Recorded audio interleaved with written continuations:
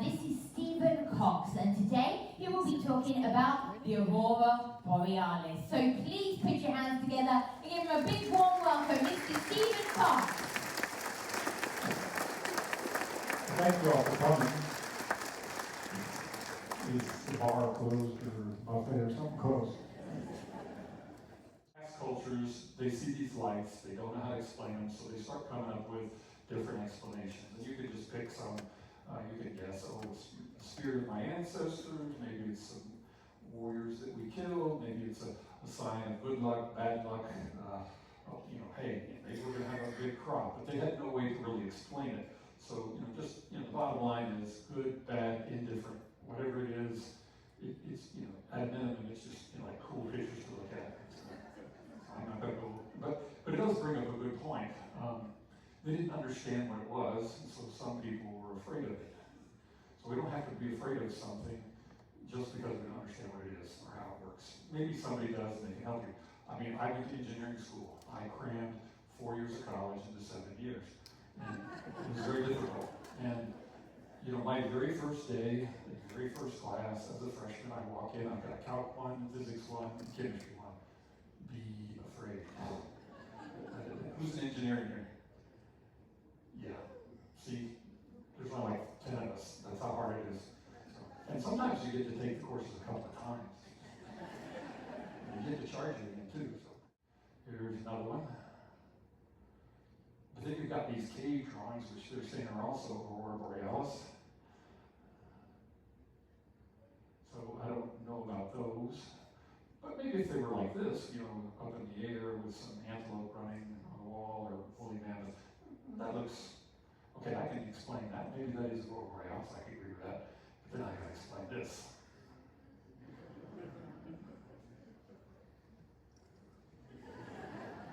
It is a family portrait.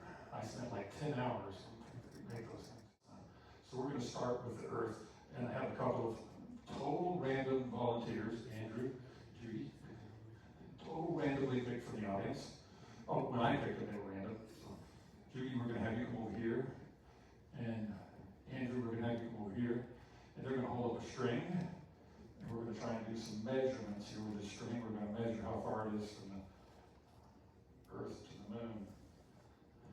So let's see if we can get the string up in the air first. And I have the string probably caught on something.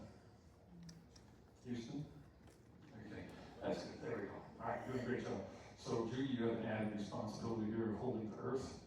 So if we shrink the Earth from 8,000 miles down to 8 inches, 8 inches, then that would make the moon, which is 2,000 miles, 2 inches. So the question is, if that represents the size of the moon, and the Earth is the moon, how far down the string away is the moon? So does anybody want to guess? 6 inches? I'm not sure what that means. 6 inches over here? So like here, next to the Earth? You can fit 4 moons across the Earth, diameter-wise. That's what we're trying to find out. All right, I'll just go ahead and do it. So it's about halfway over here. So just to give you a distance, it's about 40 feet at this scale. So can you imagine being an Apollo spacecraft the size of dust, trying to hit this thing, and you're aiming for over there someplace, because it takes 3 days to get there. So that's really big. So the next thing we're going to do is we're going to say, okay, if this string represented the entire sun, Judy, I'm going to need your Earth back. We'll keep the Earth the same size. So the question now is, how big is the sun compared to the Earth?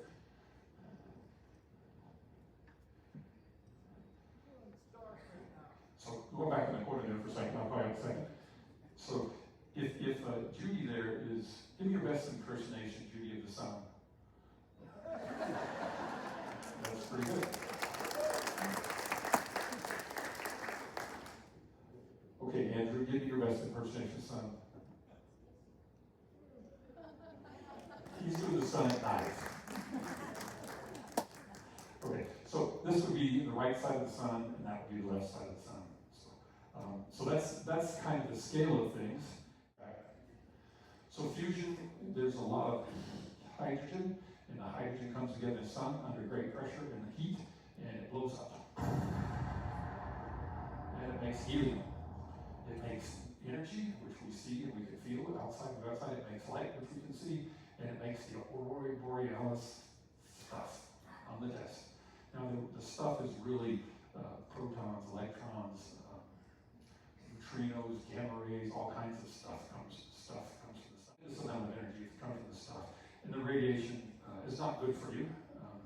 It'll turn you to bacon on the beach. And our atmosphere protects us against a lot of that. So this is what I look out when I'm not up here working. Yeah. I have a really good tan on my face. All right, so there's a constant battle going on between the heat of the sun and the mass of the sun. The mass wants to make it small, gravity wants to make it small, the heat wants to make it big, and it comes to an equilibrium, and now everything's good. You know, it's burning hydrogen, it's turning it into helium, and then we got all the Aurora Borealis stuff coming out. All right, we know how this works now. Good answers, bad answers, any answers. How much hydrogen is burned every second? Somebody want to answer? Wait, I took one over here. We got an answer over here for somebody? A lot. A lot? Who said a lot? Stand up. Here you go. This is your picture. That's the closest answer I got. All right, so how long does it take that stuff to get here? I got somebody in the middle here. Who said 8 minutes? Okay, this is yours. Again, the closest, best answer I have. 10,000 to 170,000 years is what it takes to get here. Plus 8 minutes. So that's pretty close.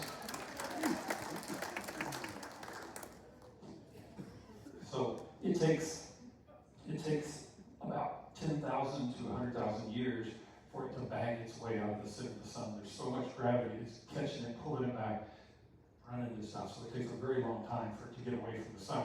Once it gets to the surface, it's about 8.5 minutes for light to get here.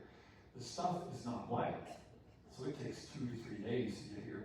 And if you do some math, divide by 0, that's going about 1 million miles an hour to get here in 2 days. So that's really fast for the stuff that's being checked. And then the rest of the questions we're going to have to go back because my little TikTok over here standing right at 50 minutes. And who's the representative for what? Oh, okay, so whoever you are, just yell out your question. I'll talk to you later. So my question is, could you please go over how long it takes the northern lights to Oh, okay. go over from the sun? Oh, The roots are formed I know that. because that seems like really, really fast. Okay, so the question I believe, and I'm going to interpret to what I can answer, is we have these mass coronal events on the sun, and then it has to get here. Why does it take 8.5 minutes? Well, it's not light. It's stuff. It's like protons and plasma and little bits and pieces of whatever mass was on the sun that got ejected. Electrons, but they're not really, they're not really touchy-feely things. They're really small. And so it takes, depending on how big the event is, 1 to 3 days to get here. So when we look at that chart that I showed earlier in the activity, if we have an event, then it shows up 3 days later. So it's kind of easy to predict. And then they can go around and tell all the power plants, hey, be prepared for this might hit, because all the power lines act like antennas and suck all that energy in. So make sure electric bill go down, probably not. All right, I'm going to call it there because I just hit 50 minutes. And so anyway, thank you very much for coming. I'll be happy to answer questions if you see me running around the ship, or if you see me, you can always go the other way.